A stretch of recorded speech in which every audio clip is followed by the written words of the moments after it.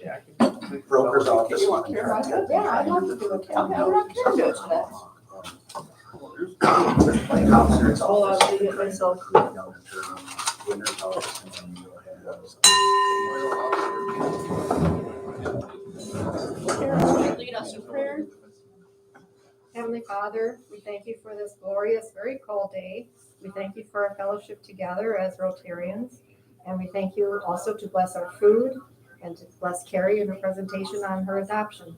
Welcome all Rotarians. Have a wonderful day. Amen. Pledge allegiance to the flag of the United States of America and to the republic for which it stands, one nation, under God, indivisible, with liberty and justice for all. All right, hello everyone. A couple of announcements. Next week is Post Board. And then the week after that is Dee Olson. She's going to talk about United Way and the Mac House. And then the week after that, we'll talk about membership. My phone going. It's just talking. Okay, thank you. Sorry. Surprised it's kicking me up and acting weird. We're talking about membership and stuff like that. So if you have any input, do come to that meeting or need to hear some input on what people have to say. And then the last one, we're visiting Riverside Athletic Club. So there's February. March, we have a few dates. I know Nicole has a couple things in the work, but if we get someone, great.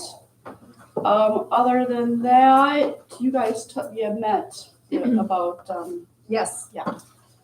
We met on the 18th, Rob and Nicole and I, and we talked about, we had a good discussion because naming the event was a challenge. I mean, we had crazy ideas out there, but we kept it kind of nice. So it's called Rotary Run for the Roses. That's what we're doing. The location is going to be at Eagles Club. I met with Scott after our meeting, and because I'm an Eagle, the room, we rented the whole thing. It'll cost us $125. He said there are people that will be here, and we'll just engage them in the event as they choose to be engaged. We're gonna have to keep them out of some things, I suppose, because we're gonna charge $50 if you're a non-Rotarian to come, and $40 if you're a Rotarian to come. The event will be first Saturday in May. It's from 4 till 8. The race is actually at 5:57 Central Time, so you'll have time to walk around in your fancy Kentucky Derby gear. We're gonna have prizes for the best dressed man, the best dressed woman, and we talked about cash prizes, but I think we're gonna make up a basket for each based on gender, and those best dressed will win. We're talking about, we haven't got all the details set, but we're talking about a magnetic board with a grid and horses on it, and a bingo roller things where you pull out numbers. Maybe you pay $1 and you get to keep this horse for X amount of races. If you get close to the end, I don't know. We have to work on that. We have a couple of different ideas. One would be we draw every few minutes, and throughout the event, the horses progress, and you can change your bet as they move. The other idea is we just do a rapid fire. The whole thing is over in 3 minutes, like the real race. We just draw one right after the other, and the number you buy is how you determine who wins. So either way, it'll be a 50-50 thing. Should be exciting, especially if we wait till after the mint juleps have been distributed. right. Oh, I forgot to put that in the minutes. Scott is going to be doing mint juleps, and he's going to buy, I forgot what it's called. Kentucky. It was a vodka, but it was maybe it's a mint julep vodka, some kind of flavored vodka that had to do with Kentucky. Anyway, he's going to buy that too. Nicole is looking into a bourbon and wine tasting. She's going to talk with Vanessa at Sutton's Wine to see if she's available. If not, we'll check with General Beverage, but you could have like a taste wine and then taste Kentucky bourbon. We're looking at getting red roses for sale at the event. I talked to Brosies. They haven't gotten back to me yet. Hopefully they'd sell it to us at close to wholesale and with the vials on it, so we can sell a rose, because it's Run for the Roses. Sell a rose at the event. So I'm looking at 3 dozen roses to be sold. Silent auction, bring Kentucky Derby themed items for the auction or anything else you want to bring, we'll do a silent auction. Nicole and Rob looked at Etsy and Pinterest during our meeting and I wasn't connected. But they have got, we're gonna do a backdrop, like you're at the Kentucky Derby, a horse and everything that goes with it. So you're all dolled up in your Kentucky wear. You can take pictures. We're not gonna have a photographer. We're gonna let you take it with your cell phone. I talked to a very talented high school artist that is her granddaughter. And we're gonna paint the boards with the holes in the face. We're gonna do 2 different ones, and she's already started drawings on one where somebody can be the horse and the other could be the jockey. And then there's another in the gown and tuxedo. Oh, really? Yeah. Okay, well, that's cool. So I think Krista and I are donating the materials for that. Are we doing the backdrop too or no? Yep. Okay. Yeah, we'll just have a very, a lot of options for the selfie station. Good. The idea is we're gonna come up with a hashtag so we can make other clubs really jealous of the event that we did. So I pitched this last night at the district festival. We've got some interest from Stevens Point and Wausau. I think we're gonna get some guests. Awesome. Members come and see it. So, Where did you pitch it?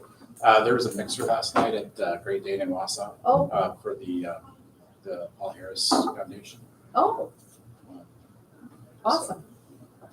I represented, just because I don't think anybody else knew about it. No, I didn't know about it. I see the email. Yeah, I didn't, deleted it. Do you want to talk about ticket purchases, how we're gonna do that? Yeah, we're going through Eventbrite, which is a service that will take a very small percentage of ticket sales. But we did the math at the meeting and think that we can get a single corporate sponsor. Nicole said the bank might be interested in covering our fees on this app. So tickets, I'll have flyers next week. We're gonna start selling tickets on the 1st. And I'll have a flyer that shows you how to do it. You can scan the code. If anybody wants to not deal with the technology, we'll sell tickets in person, but we're still gonna do all of it through the app so we can keep track of who's gonna be here, capture contact information and use that for outreach and fundraising for future events. But I'll have all of that information in next week's meeting. We are looking for sponsors. What we talked about was $100 sponsor, bronze. They'd have a logo at the event. 250 silver, they'd have a logo at the event and mention. And 500 would be gold, and they'd get 2 free tickets, which is $100.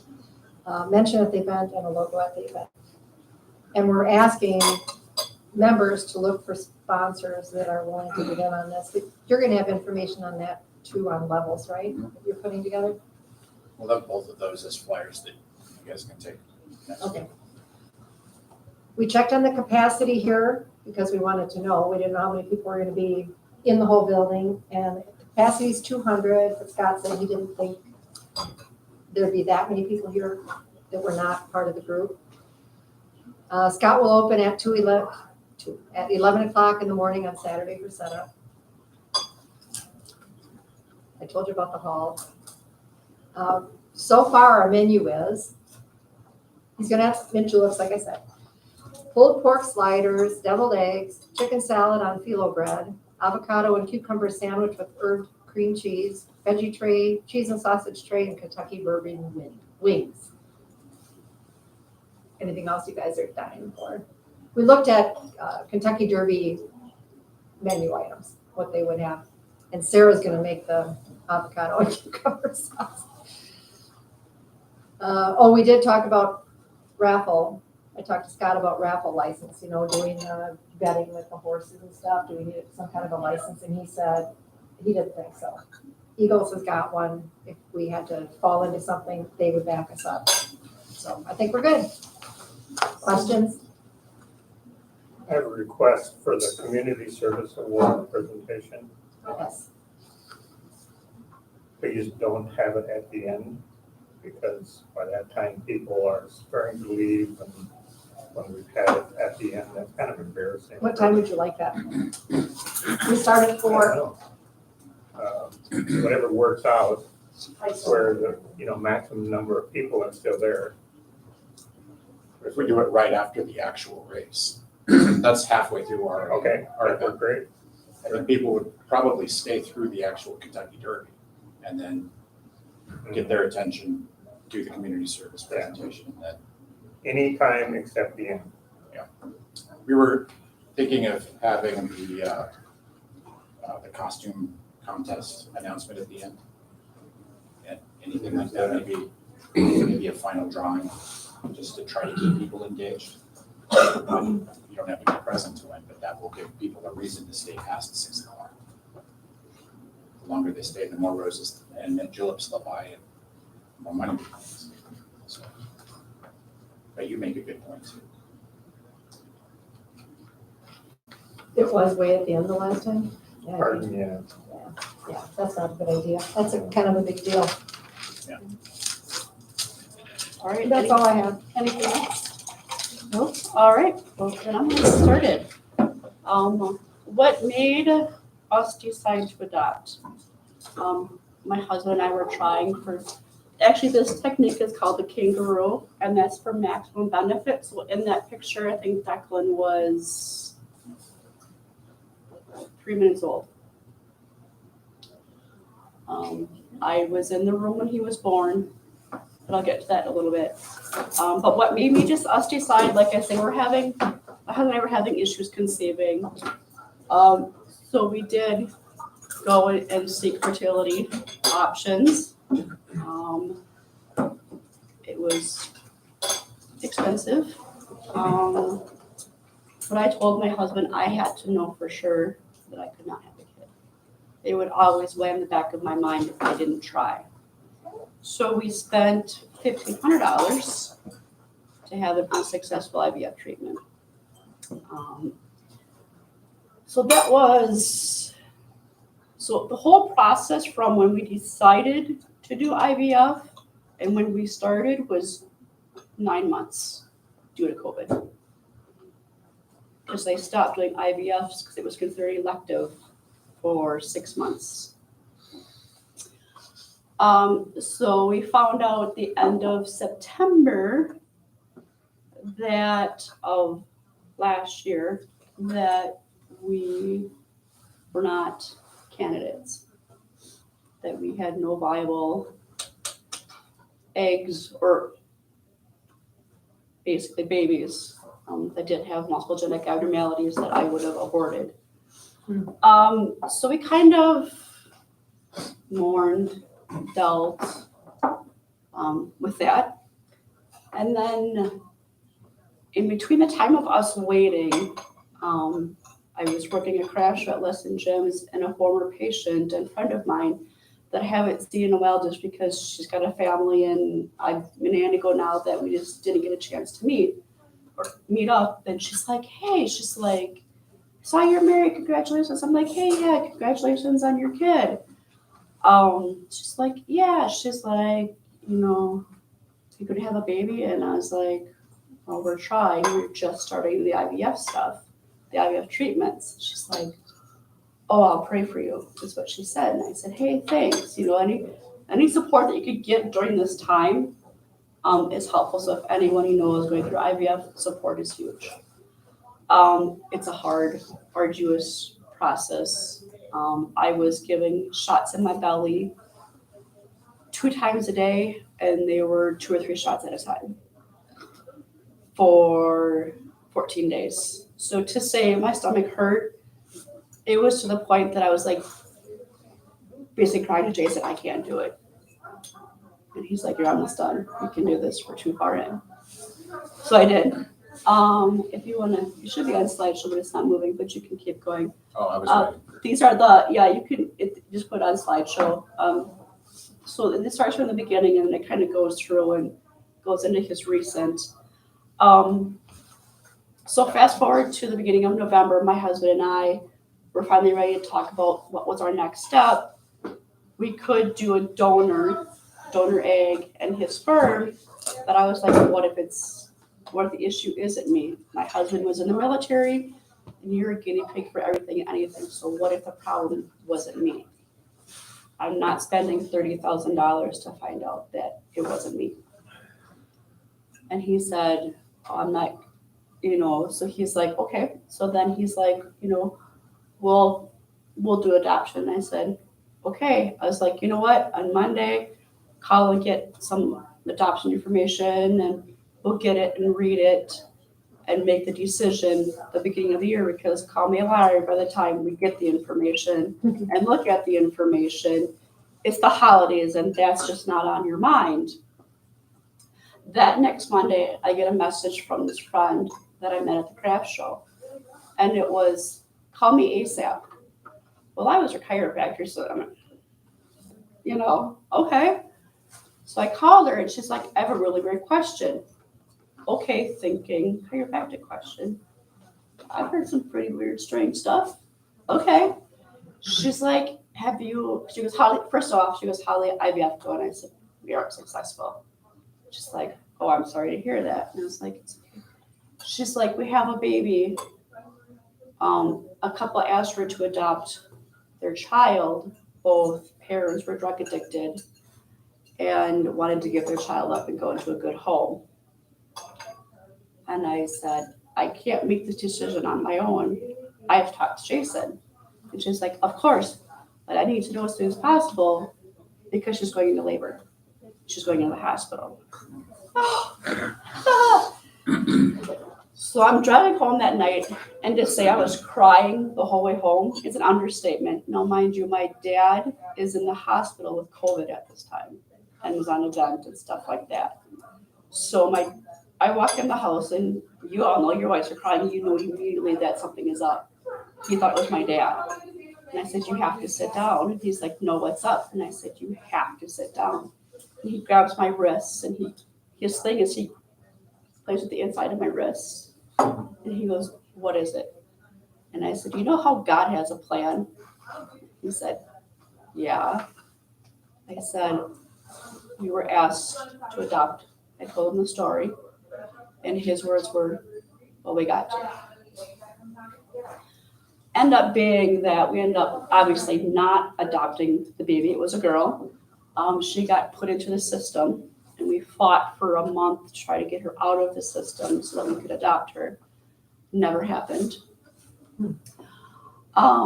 Which was a blessing in disguise. It was God's plan. I think that was God's way of saying, this is your path. So my husband were like, okay, we're like, you know what? There's a lot of good kids in foster care. Let's go and get our foster to adopt license. State of Wisconsin pays for everything. We just time and effort. So we started that process. And then the end of January, this friend calls me again and says, so my friend has adopted his sister. That's how we met. So Jason, our honorary aunt and uncles, because we feel that we will always have a relationship with the sister.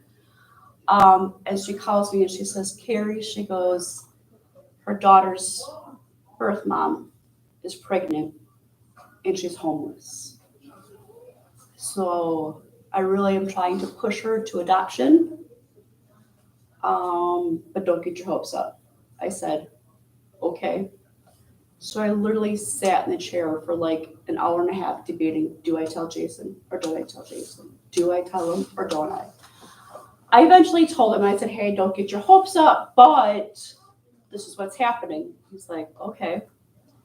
So we were still continuing on. So for the licensing, you have to have 3 meetings.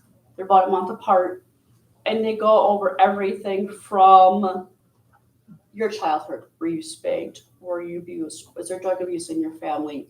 Were your parents? Describe your childhood. I mean, down to good stuff like that. Background checked, everything. Beginning of February, the person called, her name's Katie. Katie called and said, the mom wants to meet you. I said, okay. So we met out at her house because it was neutral ground. We're just talking about her, and I could see myself in the birth mom. Just no drive, she was lost. So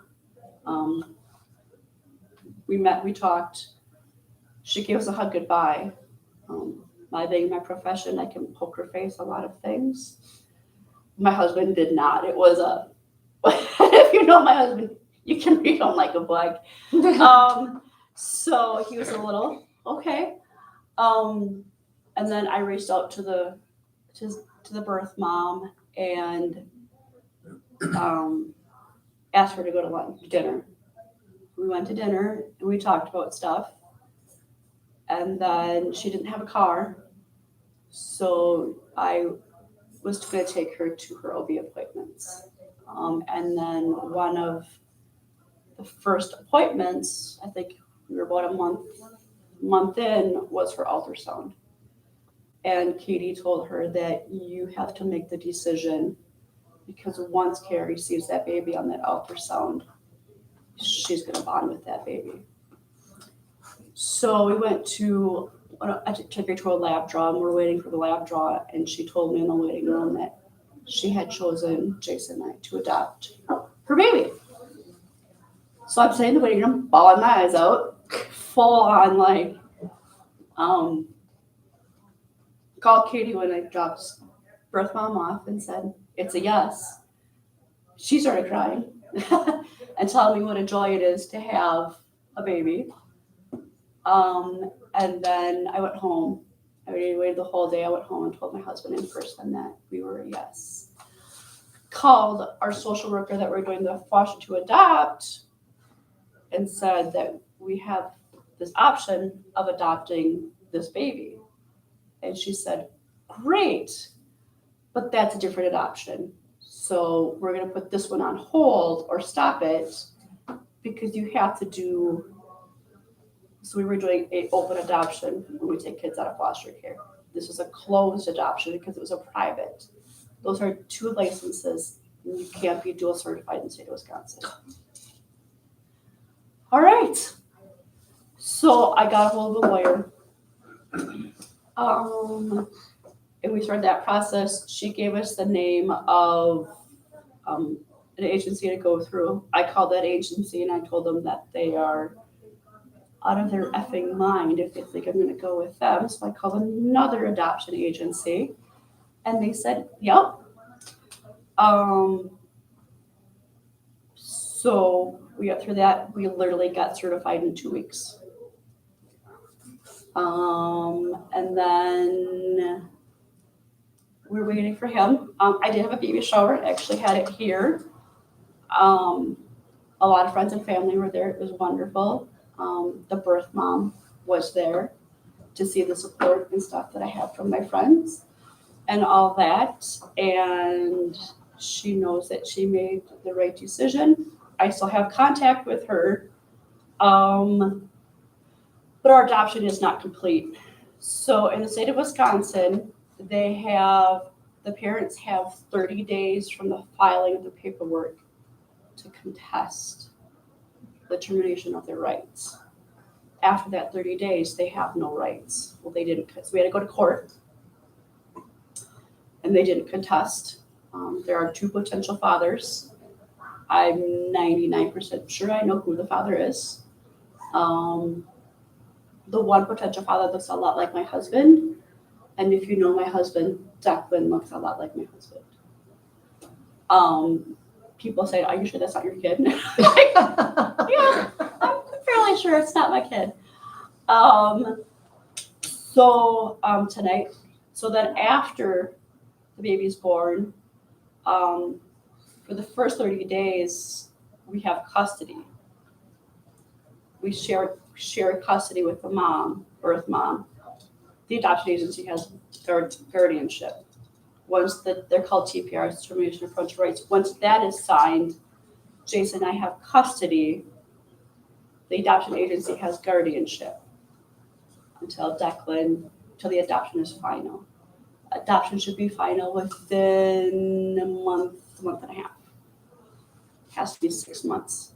So once a month, we meet with the social worker. Tonight's our 5th meeting. She has to see how we're bonding. Is he making strides? Is he where he should be?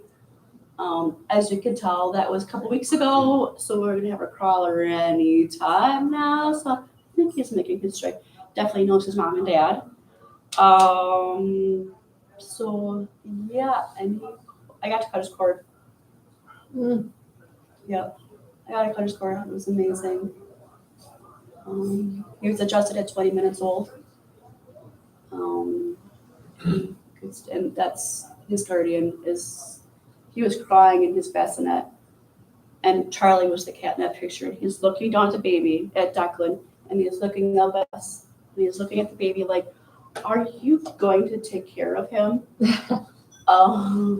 Yesterday, Declan was on the floor, and Declan got hurt. He laid next to him, and both hands and both were. And I was like, "Oh, you got cat hair in your mouth now." One of many, I'm sure. So. Do you know, Carrie, if Wisconsin laws are more stringent than other states? Yes, They are. yes. Why, I wonder, is that? Two reasons. One, they had a really bad case in Milwaukee. And our on support. So Declan's middle name is Stephen, after my cousin who was killed. Stephen's dad is a social worker, used to be a social worker. So he was kind of like helping us, guide us through this process, because he told Jason, he goes, "Jason, good luck and you're welcome." He goes, because my aunt is his wife, is going to get frustrated because Carrie wants something, she wants it now. Not in a year, he goes, which is good because she will push you through this process. So that's usually, like, I know when we went to our parenting class, Texas is 48 hours. And there's a couple other states that are like just days or a week. And you have the baby. It's You all have the yours. baby and it is yours. What was the case in the Milwaukee? Do TPR. you know it? It was years ago. It's like 15, 20 years ago. They had a whole bunch of kids and they just kind of like were, I don't know, Tom, if you know the case in Milwaukee at all. Yeah, I used to do some of those. There was forged paperwork involved, there was coercion on, the parents and stuff. And that's what the court looks at, there's the termination of parental rights. Involuntarily, especially, but voluntary otherwise, that's rightfully so. It's a big thing to give up. The court has to be so cautious that people know what they're doing, especially on the natural mother's side. And that's, and it get very frustrating adjournments and stuff, and some social workers having a bad day, or the mom's having a bad day, and the whole thing is, so, yeah, it's traumatic. I mean, it's brought back cases that I'd forgotten about. Really? Yeah, and it's, congratulations. Thank you. Yeah, it's in there, I think they asked 3 different ways if Jason had bought or paid or given them anything. Any consideration? Yeah. Yes, now, yes, I could buy her food, and yes, I could, provide her housing if we wanted to, stuff like that. But we could not give her a lump sum of money. Can't buy kids. No.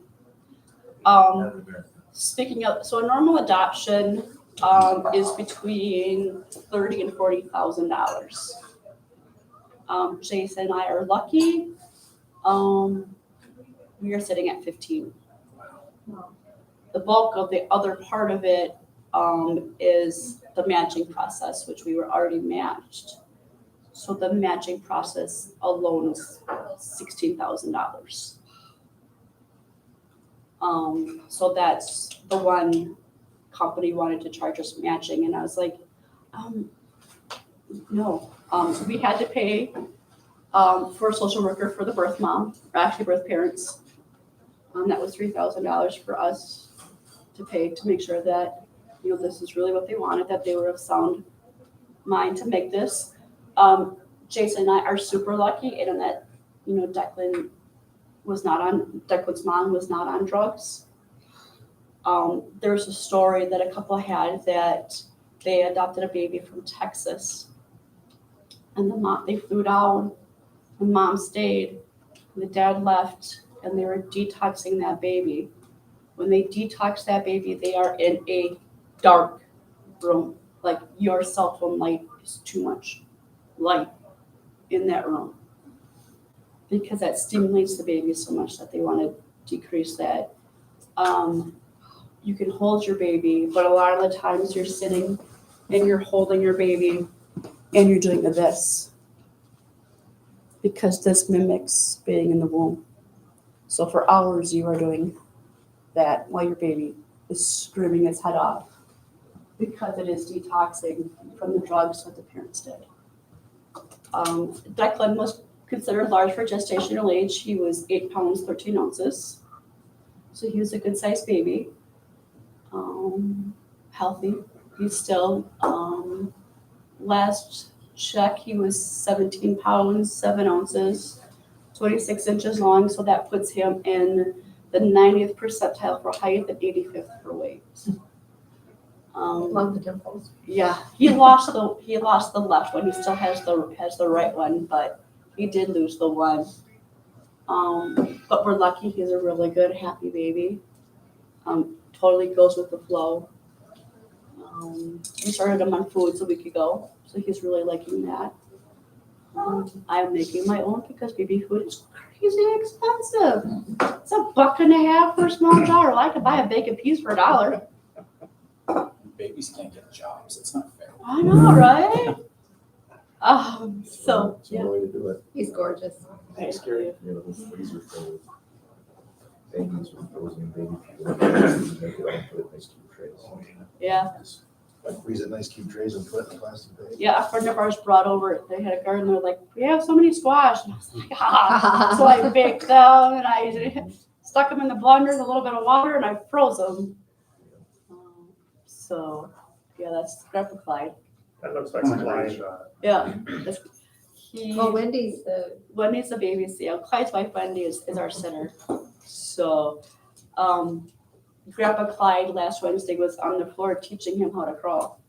I said he wasn't showing him good push-up form right there. Yeah, yeah. It's a little too wide. Handle that up a little bit. Gotta refine that. My going joke now is he army crawls in reverse. He can't quite figure out how to go forward, so he goes backwards. backwards. Get there. So, yeah, any other questions? Thank you, Gary, that's pretty neat. That was great. All right. Anything else? Have anything? If not, we'll end with the 4-way test of the things we think, say, or do. First is the truth. Second is the spirit of all concerned.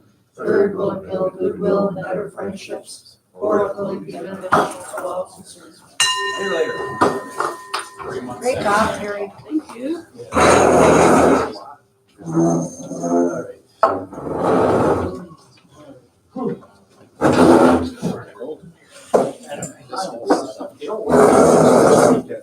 Yeah, I'm gonna come in.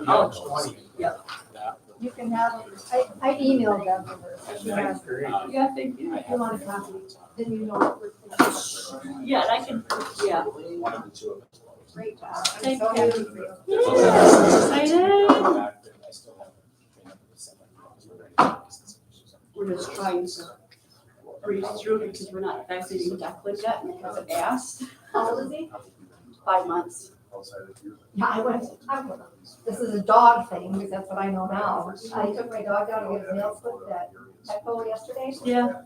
Do you have his updated vaccine information? I looked at his 2021 expired, it's a puppy, so they only got a 1 year for it. 1 year, yeah. What do I know? And I share the dog, so, Oh, yeah, Merrill goes Wednesday. oh. Yeah, we're not. We didn't, It's up there. because right now Declan has our insurance as primary, Badger care secondary. Oh, I remember your conversation.